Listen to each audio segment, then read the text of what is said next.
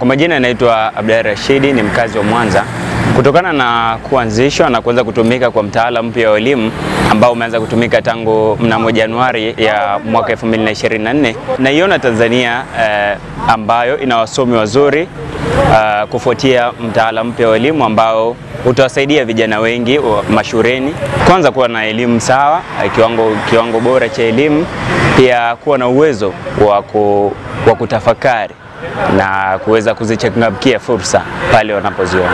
Kutokana na kupanuliwa kwa elimu ambapo hapo zamani ilikuwa ni miaka 7 na sasa hivi ni miaka 10. Hii itawasaidia vijana wengi au wanafunzi wengi kuwa na mawazo kwamba wote waweze kumaliza ile miaka 10, sio kama zamani ambapo mtu alikuwa na uwezo tu wa kumaliza miaka 7 na akadiract. Unaona?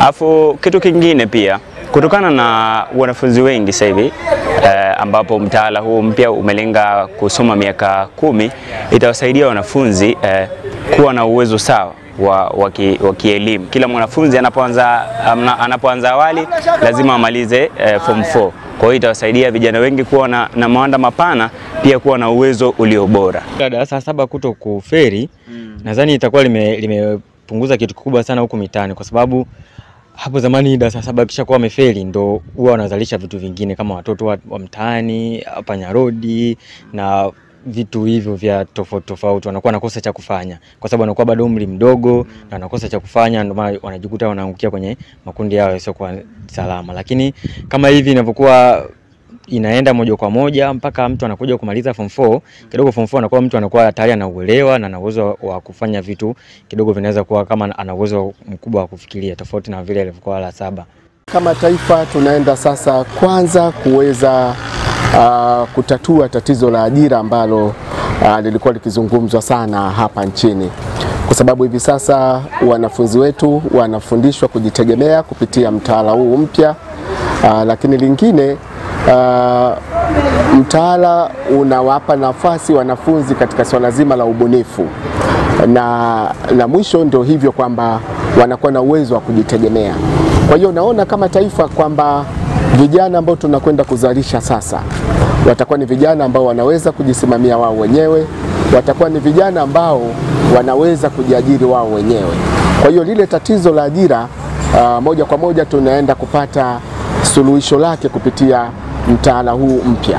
Elimu hii ya lazima inaenda kuleta tena mageuzi mengine kwa taifa, kwa sababu elimu ya lazima kama tutakumbuka ilikuwa ni miaka 7, darasa la kwanza mpaka la 7 ndio ilikuwa elimu ya lazima. Unakuta kijana au mtoto au mwanafunzi anamaliza darasa la 7 akiwa bado hana ujuzi wa kutosha, na ndio maana wengi wao walikosa ajira. Sasa elimu hii ya lazima kwenda miaka 10, yani tuna miaka 6 ya shule ya msingi na miaka 4 ya sekondari, ni wazi naenda kufungua tena ukurasa mwingine mpya.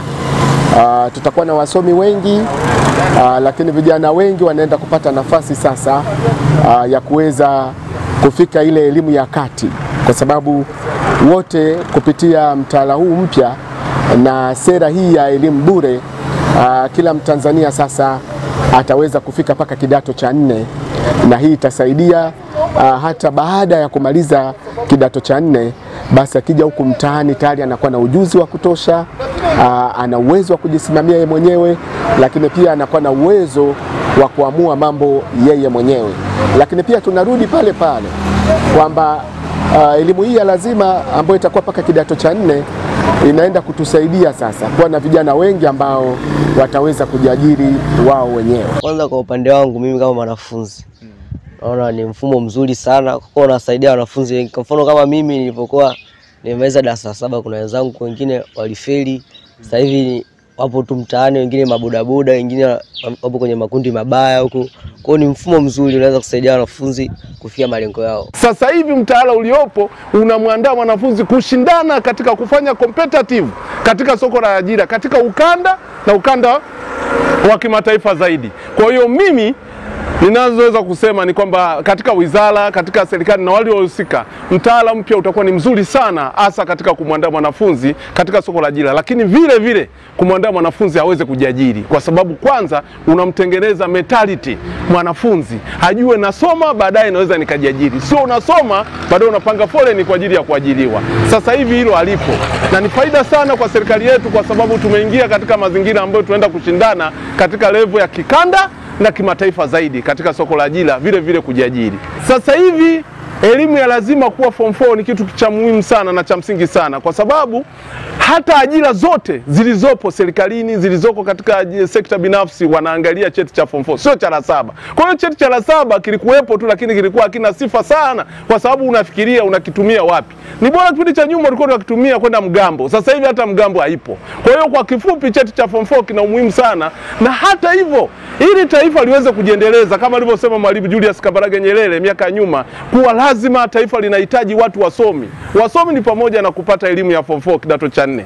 Shule kwa wingi wake zilivyoongezeka pia zimechangia kwamba idadi kubwa ya vijana ambao wanakuwa mtaani tumeipunguza, nayo inaendelea kuwepo mashuleni, kwa sababu si kila mwanafunzi anafeli, labda hana akili. Kwa hiyo inachangia idadi hiyo, kupunguza idadi za mabodaboda, idadi za mapanyarodi na watoto kama hivyo mitaani. Hii itaongeza, kwa sababu kuongezeka kwa fedha katika wizara hii itachangia vifaa pia kuwa kwa wingi, kama vilivyoongezeka vitaendelea kuongezwa kwa wingi. Ile changamoto ambazo zinachukuliwa kwenye miaka ya hivi karibuni, hizo fedha zitaweza kukava hapo na kuleta vifaa vingine ambavyo vitaongeza ufanisi wa wanafunzi zaidi.